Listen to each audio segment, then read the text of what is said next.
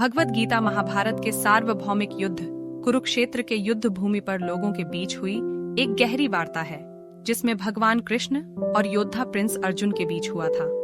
इस गीता के उपदेश जीवन, आध्यात्मिकता, कर्तव्य और आत्म साक्षात्कार जैसे विभिन्न पहलुओं को समाविष्ट करते हैं। नीचे कुछ प्रमुख उपदेश हैं। धर्म, कर्तव्य। भगवत गीता का मुख्य धार्मिक उपदेश है कर्तव्य और धर्म का महत्व। भगवान कृष्ण ने अर्जुन से कहा है कि वह एक योद्धा के रूप में अपना कर्तव्य पूरा करे और धर्म की रक्षा के लिए निस्वार्थ भाव से युद्ध करे, फल के लिए आसक्ति न रखे। योग, एकता। भगवत गीता ने भक्ति योग, भगवान के प्रति भक्ति का मार्ग, कर्म योग, निस्वार्थ कर्म का मार्ग और ज्ञान योग, आत्मज्ञान का मार्ग जैसे विभिन्न योग मार्गों की प्रशस्ति की है। हर मार्ग आत्म साक्षात्कार और दिव्यता की ओर ले जाता है। अनासक्ति और त्याग। भगवत गीता ने सिखाया है कि कर्म करते समय अनासक्ति रखने का महत्व। यह बिना फलों के आसक्ति के रूप में दिया गया है, जो व्यक्ति को इच्छाओं के बंधन से बचाता है और आध्यात्मिक विकास की ओर ले जाता है। समानता और अविभाज्यता। भगवान कृष्ण ने जोर दिया है कि सभी प्राणियों को ईश्वरीय दृष्टिकोण से समान मानना चाहिए। इसलिए जन्म, सामाजिक स्थिति या जाति के आधार पर भेदभाव नहीं किया जाना चाहिए। हर किसी को आध्यात्मिक मुक्ति की प्राप्ति का संधारण करने की क्षमता होती है। मन और इंद्रियों के नियंत्रण। भगवत गीता ने जीवन में मन और इंद्रियों को नियंत्रित करने का महत्व बताया है। इसमें कहा गया है कि अनियंत्रित मन व्यक्ति का सबसे बड़ा शत्रु हो सकता है, लेकिन अभ्यास और अनुशासन से व्यक्ति अपने विचारों और भावनाओं को शास्त्रीय कर सकता है। भक्ति और समर्पण। भगवत गीता ने बिना उपास्य को भगवान को पूर्ण श्रद्धा और भक्ति से समर्पित होने का महत्व समझाया है। साहस और आंतरिक बल। भगवत गीता ने बुद्धिमान और आंतरिक बल का विकास करने के महत्व को समझाया है। यह सिखाती है कि चुनौतियों और परेशानियों के सामने सचेत मन और स्थिर बुद्धि के साथ संघर्ष करना चाहिए। द्वैत त्याग। भगवत गीता ने आनंद और दुख, सफलता और असफलता, प्रशंसा और आलोचना जैसे द्वैतिक भावों से पार पार करने का समर्थन किया है। सभी स्थितियों में समानता एक संतुलित और शांतिपूर्ण जीवन की ओर ले जाती है। आत्म साक्षात्कार और मुक्ति। भगवत गीता का अंतिम लक्ष्य है आत्म साक्षात्कार और मोक्ष, संसार के चक्र से मुक्ति की प्राप्ति। अपने असली स्वरूप और अद्भुत आत्मन की पहचान करके व्यक्ति मुक्ति को प्राप्त कर सकता है। भगवत गीता के उपदेश कई लोगों को धार्मिक ज्ञान और जीवन के उद्देश्य की खोज में मार्गदर्शन और प्रेरणा का स्रोत है। इस ग्रंथ के उपदेश धार्मिक सीमाएं पार करते हैं और मानवीय स्थिति और आत्मज्ञान की ओर नेतृत्व करते हैं। धर्म, धर्मा। भगवत गीता का मुख्य और आध्यात्मिक उपदेश है, जो हमारे जीवन के एक महत्वपूर्ण और आधारभूत सिद्धांत को बताता है। धर्म व्यक्ति के जीवन की मूल आधारशिला है, जो उसे आध्यात्मिकता, समाज सेवा, नैतिकता और ईश्वरीय प्रेरणा के मार्ग पर चलने की समझ देता है। धर्म जीवन को एक उच्चतम और उदार दृष्टिकोण से देखने को प्रेरित करता है। धर्म की प्राचीन भारतीय संस्कृति में गहरी मान्यता है और भगवत गीता इसे एक और सच्चे अर्थ में समझाती है। यहाँ कुछ मुख्य धर्म संबंधित संदेश हैं। धर्म का स्वरूप। भगवत गीता बताती है कि धर्म क्या है। धर्म व्यक्ति के स्वभाव और कर्तव्यों का पूर्ण पालन करने में स्थित होता है। व्यक्ति जब अपने कर्तव्यों का पालन करता है और नैतिकता से अपने धर्म का पालन करता है, तो वह असली धर्म का पालन करता है। स्वधर्म और संन्यास।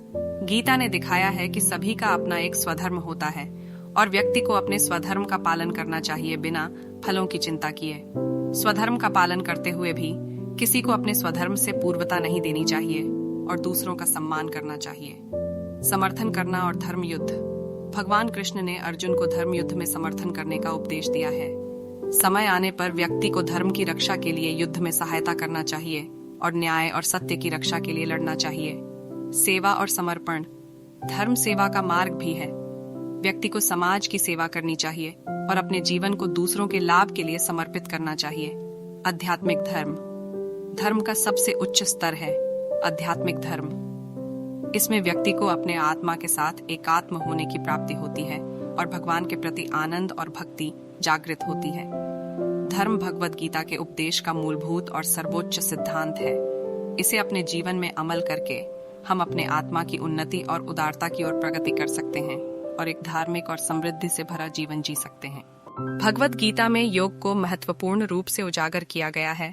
यहाँ योग के महत्वपूर्ण अंशों पर ध्यान देने वाले हैं आध्यात्मिक समृद्धि का मार्ग, भगवद गीता ने विभिन्न प्रकार के योगों के माध्यम से आध्यात्मिक समृद्धि का मार्ग दिखाया है। भक्ति योग, कर्म योग और ज्ञान योग में से प्रत्येक योग अपने अपने तरीके से व्यक्ति को आत्मा के साथ एकाग्रता और समरसता की अनुभूति करवाता है। शारीरिक और मानसिक स्वास्थ्य। योग शारीरिक और मानसिक स्वास्थ्य को सुधारने में मदद करता है। आसन, प्राणायाम और ध्यान के माध्यम से योग शरीर की संतुलित विकास और मन की चिंता और तनाव से राहत देता है। अंतरंग शक्ति के संवर्धन। योग अंतरंग शक्ति को संवर्धित करने में सहायक होता है।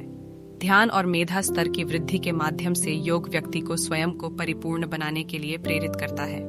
आत्म साक्षात्कार और उद्धार। योग आत्म साक्षात्कार और उद्धार का मार्ग है। योग व्यक्ति को उसके असली स्वरूप का अनुभव करवाता है और संसार के चक्र से मुक्ति की प्राप्ति में मदद करता है। शांति और स्थिरता। योग व्यक्ति को मानसिक शांति और चित्त की स्थिरता प्रदान करता है। ध्यान और धारणा के माध्यम से योग व्यक्ति को मानसिक अशांति से पार करता है और स्थिर बनाता है। कर्म में समरसता। भगवद गीता में कहा गया है कि योग व्यक्ति को कर्म में समरसता और सकारात्मकता प्रदान करता है। कर्मयोगी व्यक्ति कार्य करते हुए संघर्ष और भोग के चक्र से मुक्त होता है और निस्वार्थता और निष्कामता के मार्ग पर चलता है। व्यक्तित्व के संपूर्ण विकास का मार्ग। योग व्यक्तित्व के संपूर्ण विकास को प्रोत्साहित करता है। इसके माध्यम से व्यक्ति अपनी सीमाओं को पार करता है और स्वयं को दृढ़, समरस और उदार बनाता है। भगवद गीता में योग का उपदेश व्यक्ति के शारीरिक, मानसिक और आध्यात्मिक विकास को संपूर्ण करता है।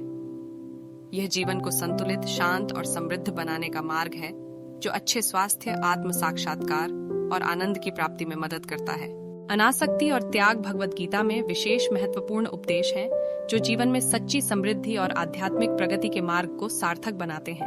अनासक्ति।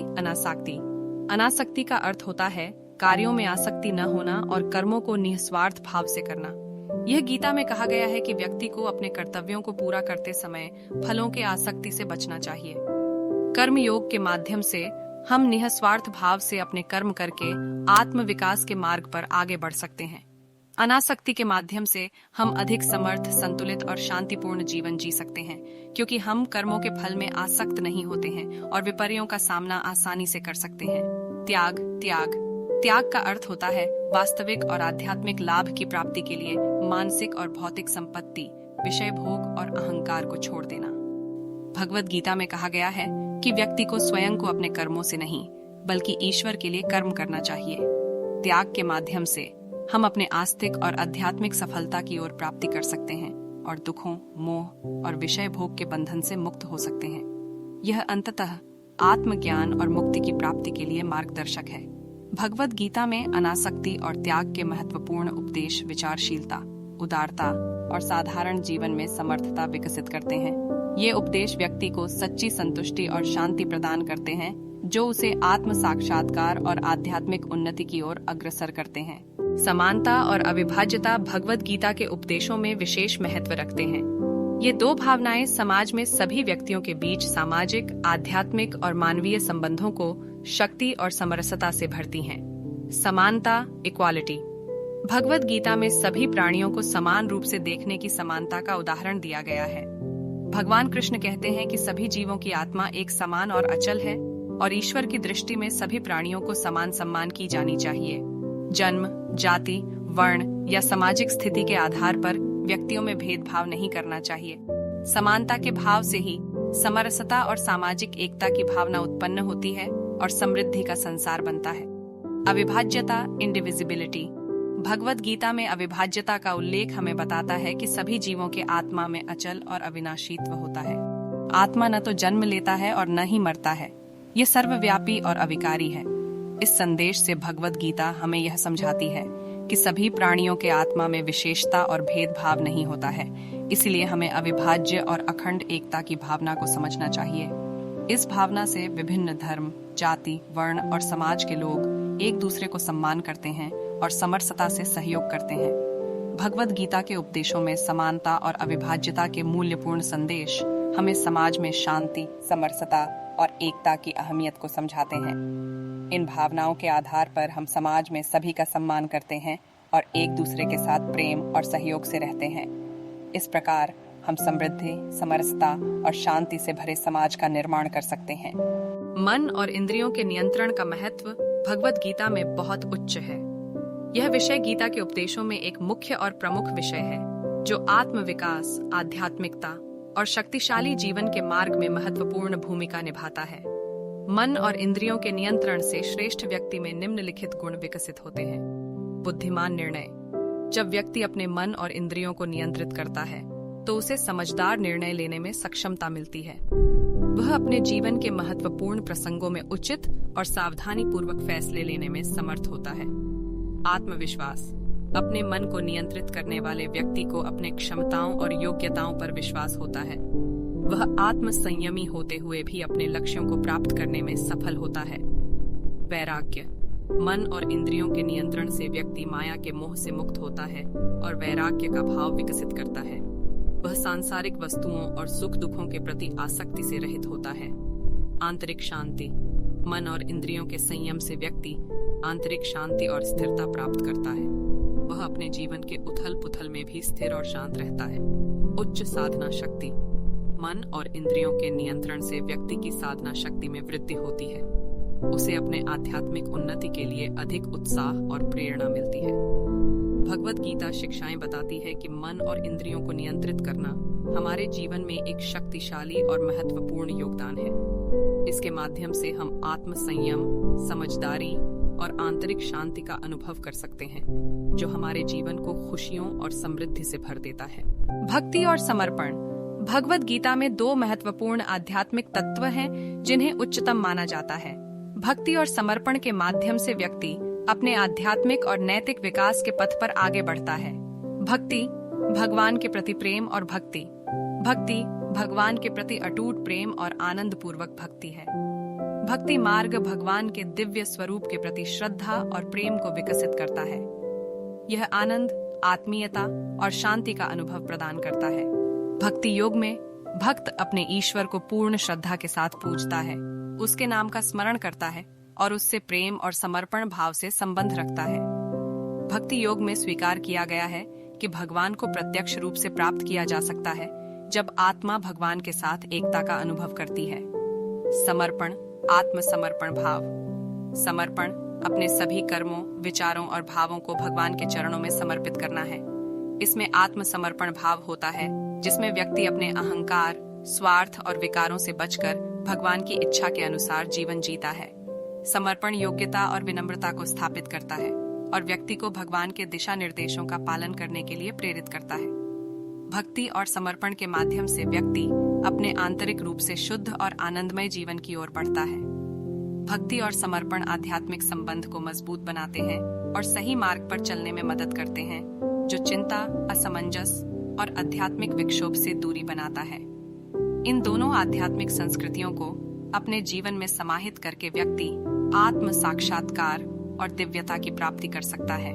साहस और आंतरिक बल भगवद गीता के अत्यंत महत्वपूर्ण उपदेशों में से दो हैं। ये दोनों गुण व्यक्ति को समर्थ, सशक्त और संघर्ष करने में सहायक होते हैं, जो जीवन के प्रत्येक क्षेत्र में उसे सफलता तक पहुंचाते हैं। साहस वह गुण है जो व्यक्ति को कठिनाइयों और चुनौतियों का सामना करने की क्षमता देता है।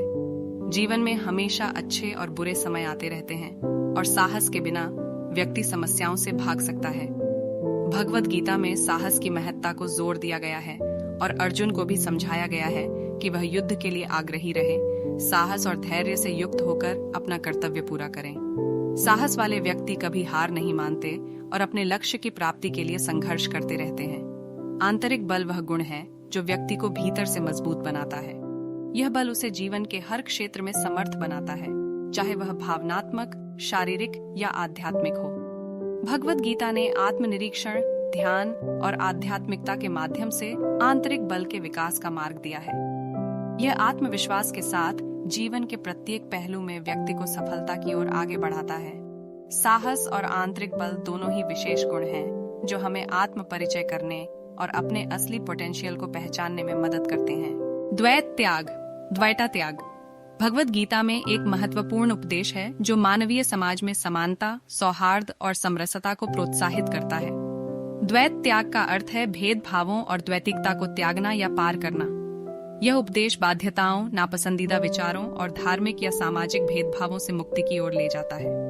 भगवद गीता के अनुसार हर व्यक्ति ईश्वर का अंश है और सभी प्राणियों में ईश्वर की दिव्यता विद्यमान है।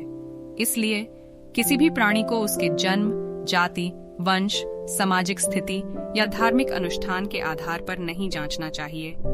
सभी को समान अवसर मिलना चाहिए और सभी को समान आदर और प्रेम के साथ देखा जाना चाहिए। द्वैत त्याग न केवल समाज में भेदभाव के खिलाफ खड़ा होने की प्रेरणा देता है, बल्कि व्यक्ति के अंदर भी अहंकार, द्वेष और आत्म संवेदना को कम करके समानता की भावना को प्रोत्साहित करता है।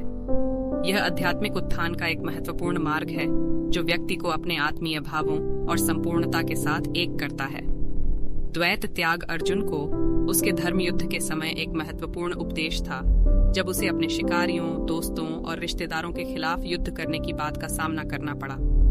लेकिन भगवान कृष्ण ने उसे समझाया कि भेदभाव के अलावा सभी प्राणियों को समानता से देखना चाहिए और अपने कर्तव्य के साथ निष्काम भाव से युद्ध करना चाहिए। द्वैत त्याग एक समरस, प्रेमपूर्ण और एकता की भावना को उत्पन्न करता है, जो समाज में सद्भाव और सामंजस्य की भावना को बढ़ावा देती है।